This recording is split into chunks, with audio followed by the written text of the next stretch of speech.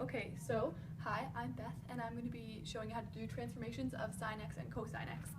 So to start off, the basic functions of cosine x and sin x are both here. Cosine, as you can see, goes in sort of a U shape from 1, 0, negative 1 to 0 to 1. And sin x goes in more of a wave kind of shape from 0, 1, 0, negative 1, and back to 0. And so the basic function of a wave graph is A, sine or cosine of k x minus d plus c. And so A represents the vertical stretch or compression, or a flip. So if A is negative, then it will vertically flip over the horizontal axis. K is a horizontal stretch, compression, or flip. So if K is negative, then it will flip across the y-axis. D is the horizontal shift, so how far it shifts left or right. And C is the vertical shift, how far it shifts up or down. When calculating it, for your points, you flip the sign of D and you find the reciprocal value of K.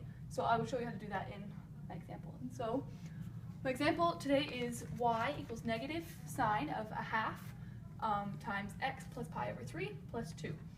So what I'm going to do is I'm going to let pi over 3 equal 2 ticks,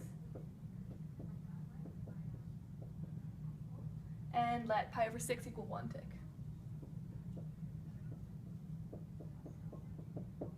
So what this equation is basically saying that on the x value you're going to multiply it by 2 because you find the reciprocal, and then subtract pi over 3 because you flip the sign. And for y, it's going to be a negative y, so it's going to flip across the x-axis, and it's going to shift up 2. So I won't walk you through how to calculate the key points because you can find that elsewhere, but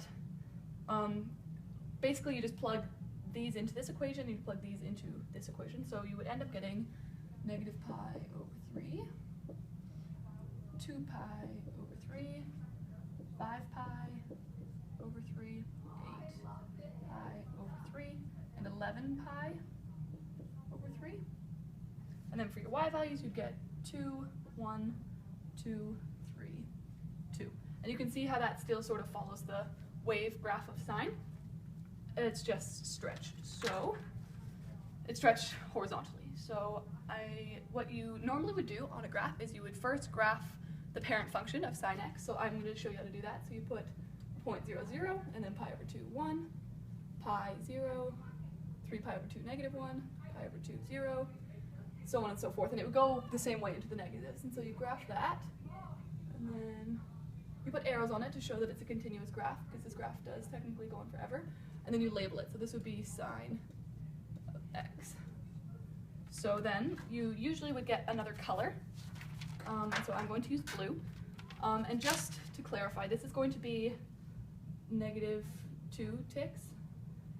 So it's going to shift right or left 2 ticks. This is going to be 4, it's going to be 10, it's going to be 16, and it's going to be 22. So you're going to take your key points of sine x and graph those, and then you're going to take all the points of the transformation. And what you do is you move negative 2 ticks from where the 0 is. So this is going to be move 2 to the left, and then up to 2. This is going to be move 4 to the right, so 1, 2, 3, 4, and then up to 1. This is going to be move 10 to the right, so 1, 2, 3, 4, 5, 6, 7, 8, 9, 10. And it's going to be again at 2. And then 16, so 1, 2, 3, 4, 5, 6, 7, 8, 9, 10, 13, 14. So we would extend it to 15, 16, and it would go all the way up here. And then you get that curve of the graph. It would continue to go up there, and then down here it would start to decelerate. And so that would be the proper graph of y equals negative sine 1 over 2, x plus pi over 3 plus 2. There, thank you very much.